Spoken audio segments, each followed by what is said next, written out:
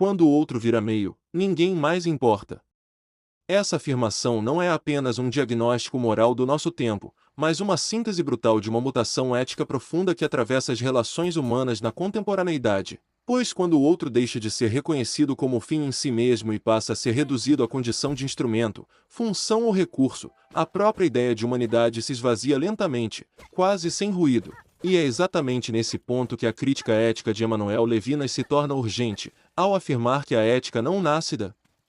razão abstrata, nem de contratos sociais, mas do encontro com o rosto do outro, um rosto que me interpela, me desarma e me convoca à responsabilidade antes mesmo que eu possa escolher, calcular ou consentir, mas no interior de uma lógica capitalista, técnica e instrumental. Esse rosto deixa de ser chamado e passa a ser interface, perde sua alteridade radical e se transforma em algo gerenciável, avaliável e substituível. E assim o outro não aparece mais como alguém que interrompe meu egoísmo, mas como alguém que pode me servir, me conectar, me validar ou me oferecer algum tipo de retorno simbólico, emocional ou material. E nesse deslocamento silencioso a relação ética é substituída pela relação estratégica, onde o vínculo não é sustentado pelo cuidado, mas pela utilidade, e a presença do outro só se justifica enquanto cumpre uma função específica dentro da lógica do desempenho, do networking ou da troca, criando relações condicionais, frágeis e reversíveis, nas quais o encontro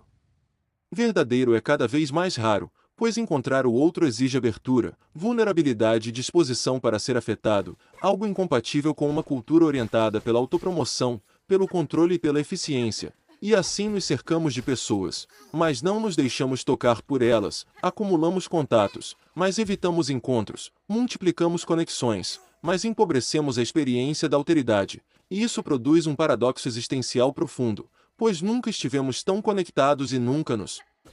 sentimos tão sós, já que a solidão não nasce da ausência de pessoas, mas da ausência de reconhecimento. E reconhecimento não é visibilidade, mas acolhimento da singularidade do outro, algo que não pode ser reduzido a métricas, curtidas ou vantagens. E Levinas insiste que o outro é infinito, que ele excede qualquer conceito que eu tente impor, mas o mundo contemporâneo se organiza justamente a partir da redução, da categorização e da funcionalização, transformando pessoas em perfis, currículos,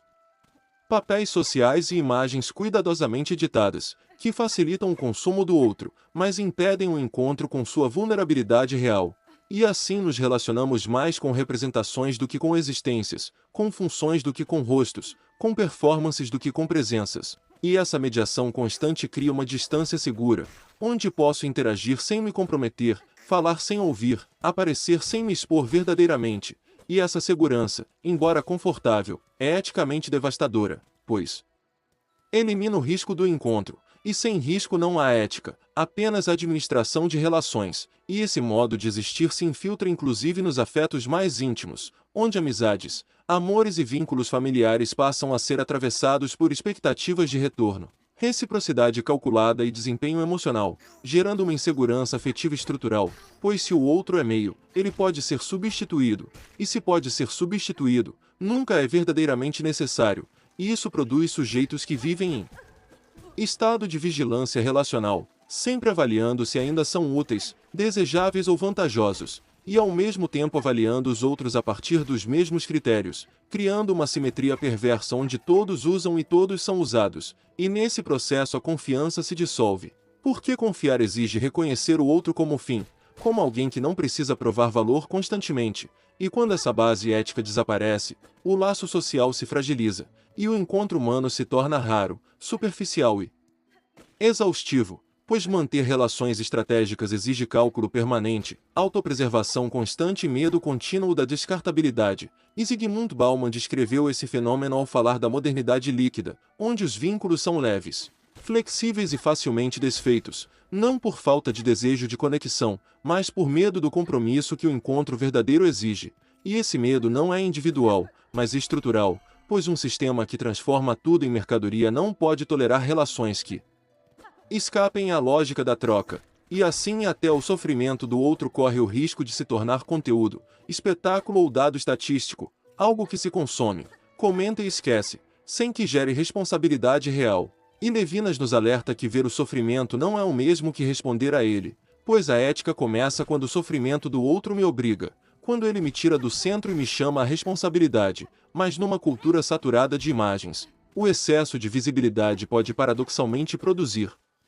indiferença, pois quando tudo aparece o tempo todo, nada realmente interpela, e o rosto do outro se dissolve na multidão de estímulos, perdendo sua força ética. E assim o desaparecimento do outro não acontece por aniquilação física, mas por neutralização simbólica. O outro está presente, mas não importa, aparece, mas não conta, fala, mas não é ouvido, porque sua existência foi reduzida à função que desempenha no meu mundo. E Immanuel Kant já afirmava que o ser humano deve ser tratado sempre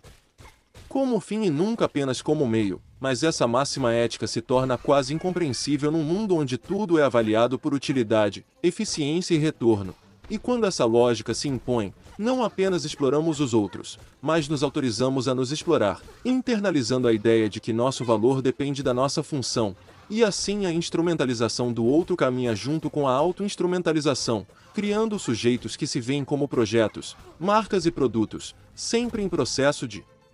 otimização, e isso aprofunda ainda mais a solidão, pois quem se vê como função tem dificuldade de ser visto como pessoa. E Martin Buber já alertava para essa transformação ao distinguir a relação eu-tu da relação eu-isso, afirmando que o tu não pode ser usado, apenas encontrado, mas a cultura contemporânea favorece quase exclusivamente relações eu-isso, onde tudo, inclusive as pessoas, é tratado como objeto disponível, e quando o outro é reduzido a isso, algo essencial na experiência humana se perde, pois o tu é o lugar do encontro, da reciprocidade viva e da presença plena, e sem o tu, o mundo se torna funcional, previsível e vazio, e esse vazio não é apenas emocional, mas ético, pois sem o outro como fim, a responsabilidade se dissolve. E sem responsabilidade não há comunidade, apenas coexistência estratégica, onde cada um se aproxima enquanto convém e se afasta quando deixa de ser vantajoso. E o resultado existencial disso é um sentimento difuso de desconexão, onde o sujeito sente que está sempre em contato, mas raramente em comunhão, sempre acessível, mas raramente acessado em profundidade. E essa solidão compartilhada se torna uma marca do nosso tempo, pois todos estão próximos, mas ninguém está realmente junto. E recuperar o outro como outro exige uma ruptura profunda com a lógica da utilidade, uma disposição para o encontro que aceite o desconforto, a assimetria e a exigência ética que o rosto do outro impõe, pois reconhecer o outro como fim significa aceitar uma responsabilidade que não escolhi, mas que me constitui, e enquanto fugirmos dessa responsabilidade, continuaremos conectados com muitos, mas encontrados por poucos, cercados de rostos, mas privados de alteridade, e profundamente sós em meio à multidão. Porque quando o outro vira meio, ninguém mais importa, nem o outro, nem eu, nem a própria ideia de humanidade que só existe no espaço ético do encontro.